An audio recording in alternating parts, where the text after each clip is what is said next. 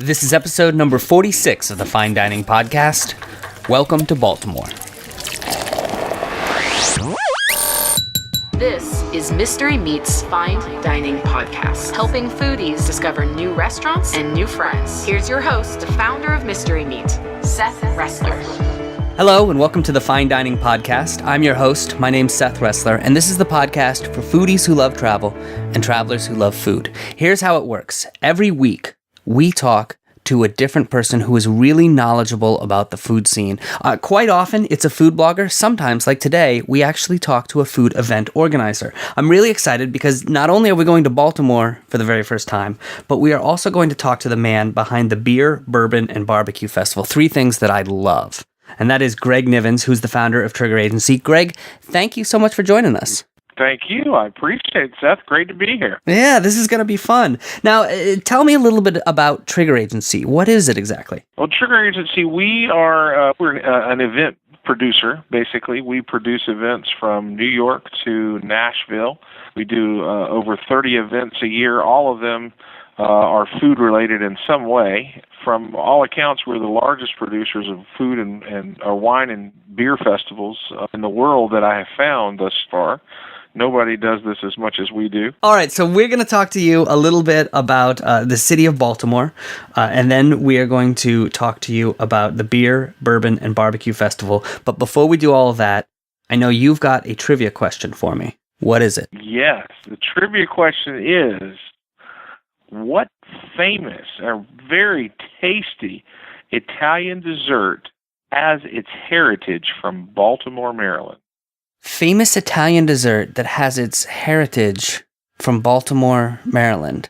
Meaning that... It comes from here. Yeah, so I'm trying to think of why it would not come from Italy. I don't know. It's like the Caesar salad. Caesar salad comes from Tijuana. You're shattering my world here. Yes, Caesar salad comes from Tijuana. It was made by a waiter by the name of Cesare at this Italian restaurant in Tijuana, Mexico, when they ran out of dressing. And he came out to the side of the table and started mixing up all the ingredients in the dressing and put it all together with the lettuce and everything and made the dressing there. And that just caught on so well that everybody wanted to come in and wanted to get their salad from Caesar. That's a Caesar salad. You are shattering my world. Next thing you're going to tell me French fries don't actually come from... Okay. I gotta think about this. I gotta think about what Italian delicacy actually has its roots in Baltimore. So we're gonna come back to that question. Tell me about the city of Baltimore, because we actually haven't been there before. If, for example, let's just say hypothetically, everything I know about the city of Baltimore I learned from watching The Wire on HBO. Oh, you'd be so wrong. Oh, God. We are the home to the world champion Baltimore Ravens. Let's start there. Baltimore is an underdog city. Let's focus on the food. So tell me about Baltimore as a food scene. I mean, what is the city of Baltimore known for when it comes to food? The one thing that comes from Baltimore that is so unique here, and see, I'm a transplant, so I'm a southern redneck from North Carolina that married a Maryland girl. And when I moved up here, the first thing I noticed was this thing called pit beef. And they don't have pit beef anywhere else. And what it is they take just huge sides of beef and chunks of meat, put it on the grills and the smokers, and they char the outside of it. And then they slice it down very thin on a slicer and serve it kind of on a Kaiser roll. But food scene and the fine dining scene and that kind of thing is really just exploding here. A lot of farm to table, a lot of local, because we are surrounded by, to the north we have cattle, we have great beef just to the north of us, we have pigs to the northwest of us, so we have great local pork that we can get. We have great farmland on the eastern shore, we get everything there.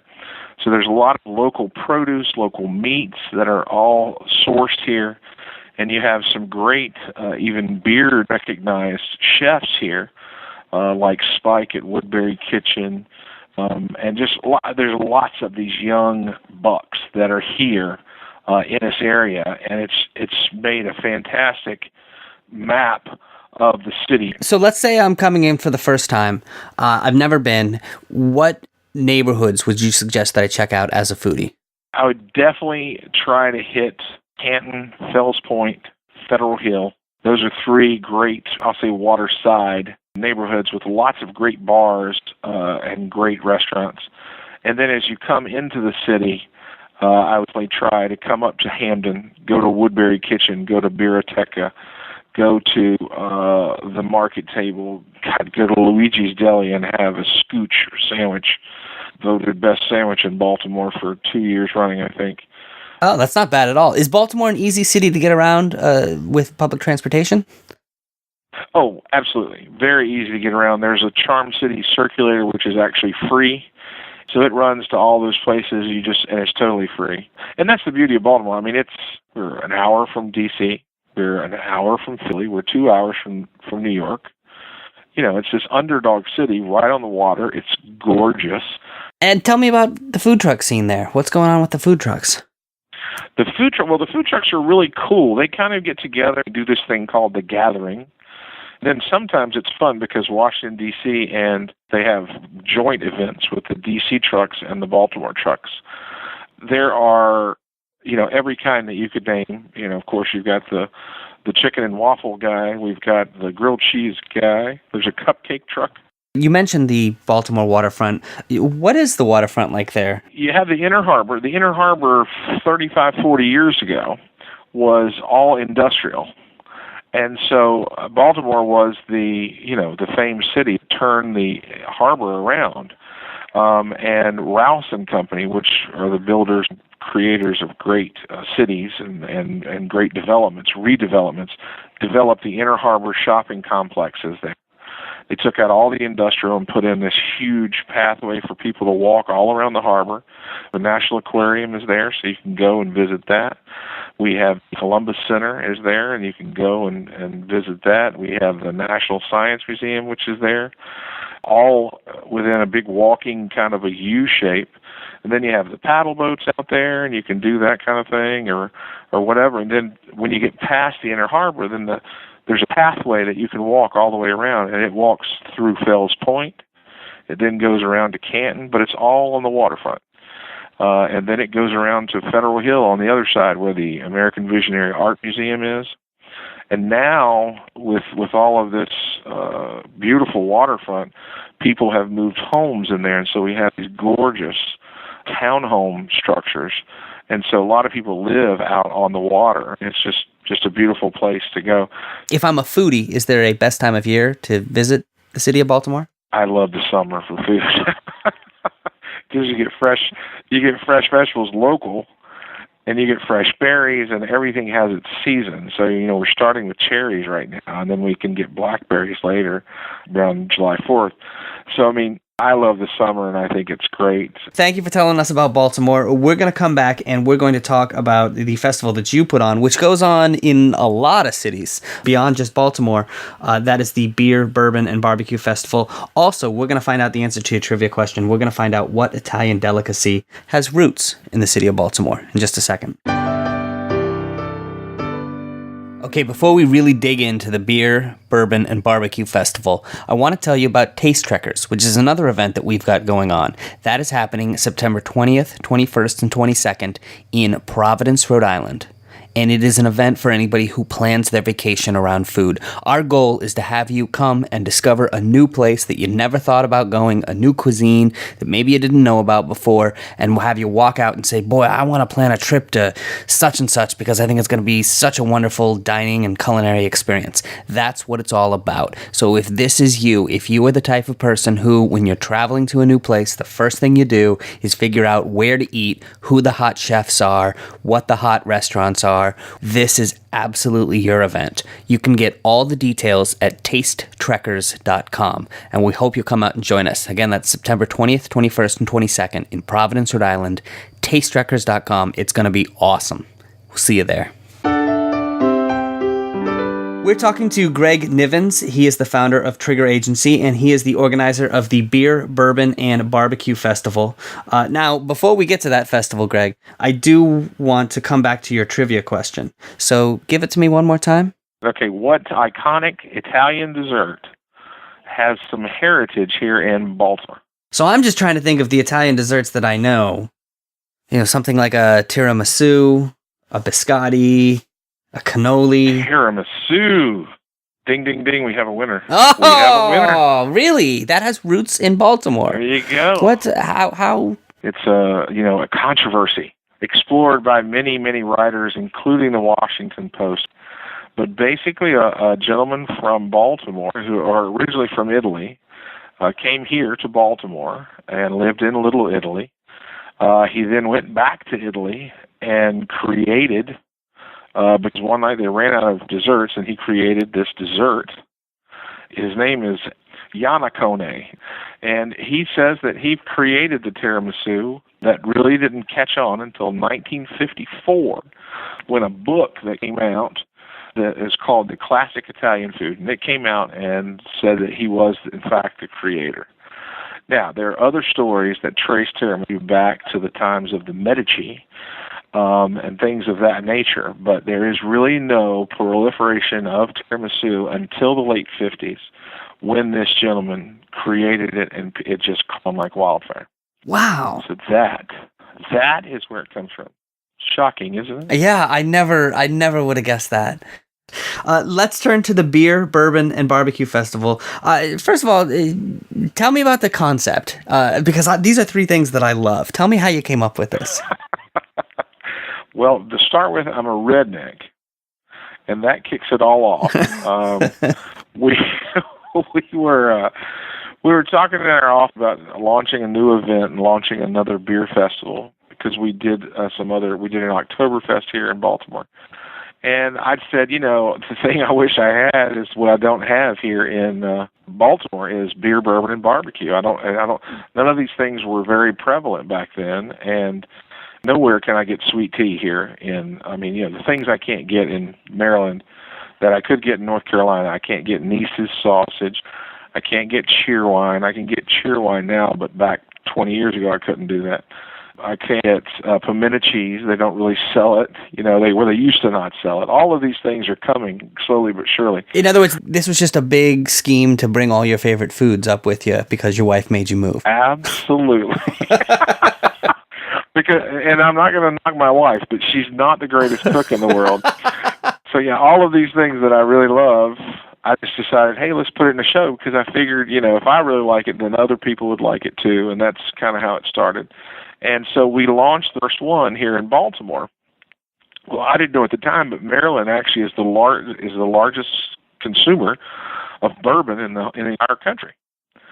The state of Maryland consumes per capita more bourbon than any other state, which is crazy to me. I had no idea. I would think it would be North Carolina or Tennessee or Texas or something. Oh, that's odd. Yeah, so that was shocking to me, but the people came out and they loved it, and they had a great time at the show. And then the show just kept growing. And so once it started growing, then we said, oh my gosh, this is great. Let's go do this in other places. And at that time, we had wine festivals we did in North Carolina and Virginia. And so we said, well, let's go down to North Carolina and try this in my home state. And so thus we went there, and here it is now. We do 9 of these in 6 different states, from Nashville to New York. And it proves to me every single time people enjoy good old, like your grandmother used to make grits and all that. People just love, and people love barbecue. The funniest quote I ever had was a guy who made barbecue for us at our Cary, North Carolina location. He was walking out of the show, and he just looked at me and he goes, beer, bourbon, and barbecue. It smells like America. And I just laughed. I thought it was so funny.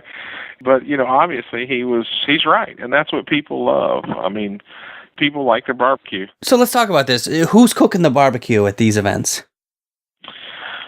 Well, every show's different. And like in New York, we kind of dress up the show a little bit more. It's a little bit more expensive to get into the show. Mm-hmm. And in that show, all of the food is usually included.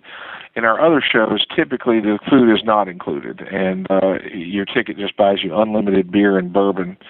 You purchase it a la carte, so you can get what you want. And we have different options, but if you go to our website, you can see what all of them are about. Some of them are indoors, some of them are outside. It's different things. In New York, we mostly do a lot of local chefs, but I always bring in pit masters from different parts of the South. Okay. So we have Bill Eason, who is he's just an old coot that we dug up out of the hills of North Carolina. And he's a really, really funny guy, but he is one of a very, very few people, and these guys keep dying off, who can cook a whole hog the way he does. And he is a whole hog expert, and he's phenomenal. It's unbelievable. So he's our official pit master. He comes with us to almost every single show, and he does whole hogs, and people can pick the pig right off with the pig. Oh, awesome. And then we have other, a lot of times we try to go local if we can in different restaurants where we have, like let's say in here we've got a guy here locally in Baltimore, and Geppetto's, and he's just local, and so we get him to come in and do his pigs here locally.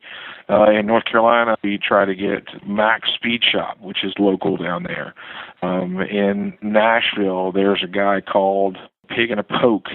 So we try to get the local scene, and then we fill it in with people that we know and can do what it is we need them to do. So, and we pull them from everywhere. I've been told that as a rule of thumb, when you drive through the South, barbecue styles change every 50 miles or so. Do you have many different styles represented on the tour? Oh, yeah. We actually go through, we have actual tasting tables, so you can taste barbecue sauce from all over the country, mostly from the South. Okay. Because if you're driving and you're in eastern North Carolina, or really eastern North Carolina goes with a vinegary sauce. It's all vinegar-based. So it's, there's not a lot of stuff. If you get into western North Carolina, Tennessee, you're going to have vinegar as well as you're going to have some tomato-based there. If you go down to South Carolina to Columbia, there is a mustard-based sauce that's down there, which really was started by a guy, it's called the Piggy Park down there. Maurice is his name. Maurice's Piggy Park. And he has, it's my favorite sauce of all. It's a mustard-based sauce. And, you go over to Kansas City and you get a whole different kind of a sauce. And Memphis is a totally different kind of sauce. And in Alabama, they have a white sauce that's mayonnaise-based. So, you got all kinds of different influences that come all over the place. And then, of course, you go to Texas.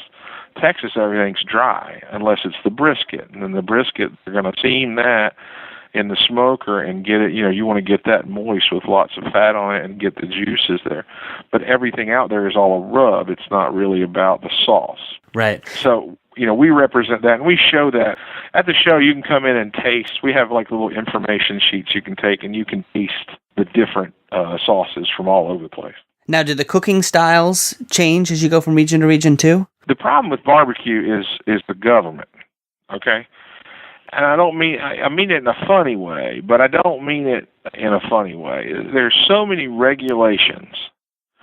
People have been cooking on an open flame for 3,000, 4,000, 10,000 years. Right. But now the government won't allow them to cook an open flame or a wood pit inside of a building. So what has happened, they have all these regulations and all of this, health department and fire and safety and all of this stuff. And all of these things are keeping the cost so high that the only way you can build a restaurant anymore that serves pit barbecue is either you're going to put in these huge ventilation systems or, and go through all kinds of hoops, or you're just going to put in a regular kitchen. Right. And that's the biggest problem. If you're looking for barbecue, there's a guy named Jim Early who wrote a book, and he's the director of the executive director of North Carolina Barbecue Society. He wrote a great book called The Cradle of Q, and he walks you through some of the best barbecue joints all across the South and all across North Carolina.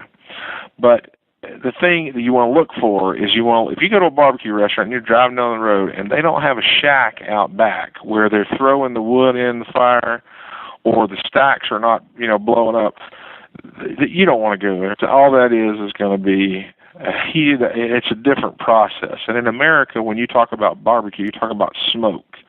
You're talking about smoking the meat and smoking with flavor, and that's going to come from the wood or whatever else you're smoking it in. It's not going to come from anything else. Do the woods change from area to area? Applewood and hickory, I mean, those would be the biggest, most prevalent things that people cook with. But no, not tremendously. I mean, you're gonna get the cheapest wood you can that has any kind of flavor. I mean, you can put cherry in there. It's just, hickory and applewood smoke is really flavorful, and that's what they've learned over time. I think the trick in cooking good barbecue is just to leave it alone and don't mess with it too much. That's what Bill, our pitmaster, does. Is he doesn't season the pig or do anything to it. He just cooks it low and slow for 14 hours. And never looks at it, and it comes out beautiful. Wow. All right, that's the barbecue. Let's turn to the beer and the bourbon. Now, where's that coming from? I think one of the reasons of our success thus far is because we caught a hold of this craft beer movement. And the craft beer that we have at our shows are, the best in the country, the best in the world, if we can get them there. We have such an array. We have 60 beers, 40 bourbons. So sometimes we'll throw in a cheap table. We call it our cheap-ass table of beer. It would be the Milwaukee's Beast and Stroh's and some of your, not very expensive beers, all the way up to, this weekend we'll be pouring Chimay and anything we can get our hands on that's different, unique, and people want to try. Our goal is to give you things that you need to try that are different. And not watered down beer. We don't believe in the big beers. We don't have those there. And then bourbon, I mean, I was raised on bourbon. So bourbon is something very close to my heart. And it's so funny, I watched the movie The Internship the other night. And at the end of the movie, they're drinking a bottle of Pappy Van Winkle 23 year, which is just hilarious to me that it has now made the culture. It made an article in the New York Times. It's now made a movie of this thing, and we've been serving Pappy Van Winkle 23-year-old bourbon for 4 years at our shows. We like to go and get the best, and there are so many bourbons now that, and it's such a hot thing now, the brown liquors and all that, and this micro distillery kind of thing going on. Some of the bigger players have some really old, fantastic bourbons. We pour some 20-year-old Parkers and some Hirsches that are 20-plus years. Jefferson has a great 21 year now, and a lot of the higher end bourbons. And that ultimately, that's how that portion of the show fit in for me, because when you're in the liquor store, there's nobody opening up 40 different bottles of bourbon for you. Give me some Bourbon 101 for people who, they come to your festival, they maybe are not bourbon drinkers. Give me the bourbon basics. The United States official spirit is bourbon. And, a lot of people don't know that. In 1964 or 69, Congress basically named it the official spirit of the United States. And it's all from America. In order to be bourbon, you have to be distilled in America. You have to be aged in oak barrels for 2 years. You have to be naturally filtered, and you have to be made from 51% or more of corn. And that's the difference of the whiskeys out there. Bourbon is always made more of corn. And that started from, the people who were headed out west, when they were headed out past the Carolinas and Virginia, and they were going out and, they'd all distill their own liquors, and the most prominent grain was corn.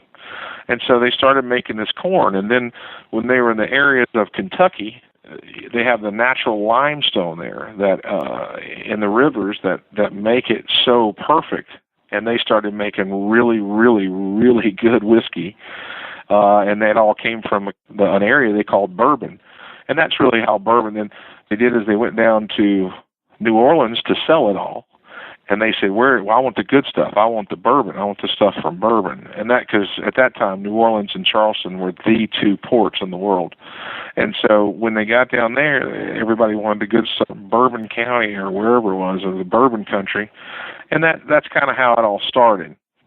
And then you have people like Jack Daniels. Jack Daniels is not necessarily bourbon, but it outsells everybody. It's Tennessee whiskey, and there's a lot more history that we can go into. But Jack Daniels basically used to be in Kentucky, but he said, for whatever reason, went to Tennessee, and there's Jack Daniels. That's why they call that Tennessee whiskey. But the other thing is they don't naturally filter that product. and that is the big catch as to why that's not bourbon. Okay. At least if you ask me. There's probably somebody with another opinion, but they charcoal filter that alcohol. So that's where bourbon kind of came from, and it's out there, and it's brown liquor. There's lots of different whiskeys that you can get, but that's kind of where bourbon sits, and I think it's a little sweeter than a lot of whiskeys that are out there. Yep. And people like it. So if I'm sitting down to try my first 40 samples of bourbon, what am I looking for? But what am I looking for, and what am I using to compare one against another? Oh, well, they're all different. You definitely, it's like tasting wine. I'm a wine person, so I love wine.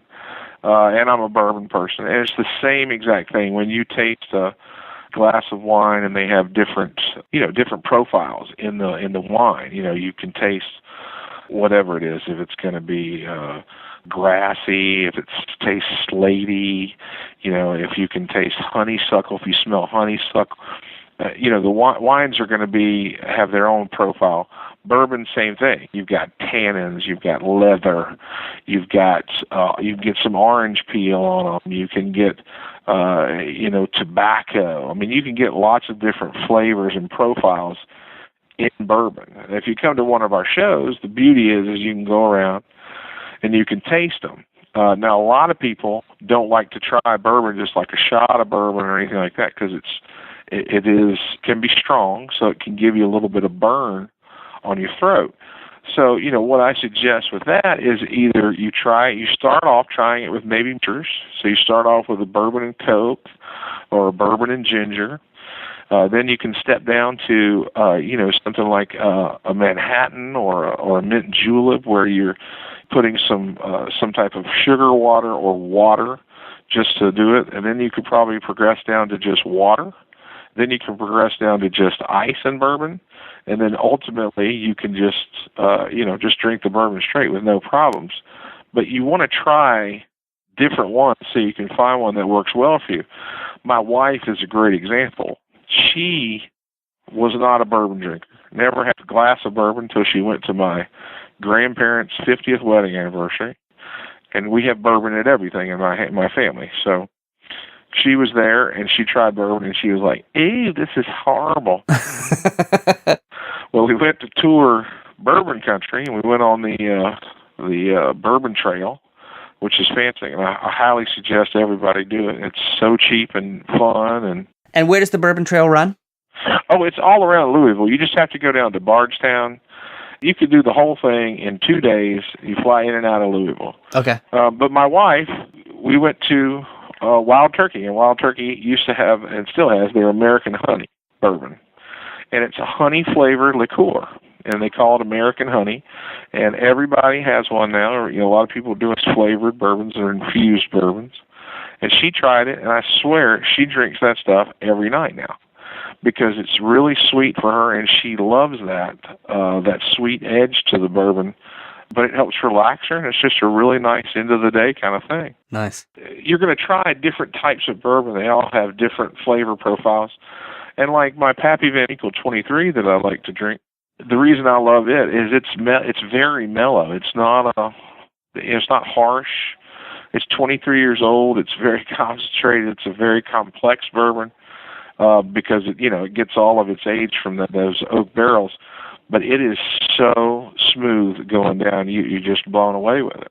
Now, once I get to that point, once I graduate to the level of, I'm a professional bourbon drinker, is there a proper glass? Is there a proper temperature? Is there a proper decorum for drinking bourbon? Well, it depends on where you order. My proper glass would probably be a highball with about 2 strokes of glacier ice while I'm sitting on the beach in Maui.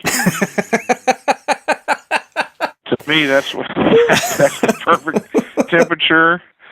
So that would be where I would tell you to drink. All right. No, there's no. Like, this is the thing about tasting and drinking, and foodies really know this. People like what they like. Right. And it's great if you are a person that can risk. You can step outside your box and try something new, and try to taste this or try to taste that. You never know what kind of surprise or magic you're going to find. but you're never going to find it unless you do step out on that limb and you go and you try that stuff. And then once you find what you like, then that's what you like. And, I enjoy bourbon. I don't love to drink it straight all the time, but sometimes I do. Probably 50% of the time I do. But I tell you what, I love drinking it with Blenheim's ginger ale, which is from South Carolina. You can't get it anywhere else, really.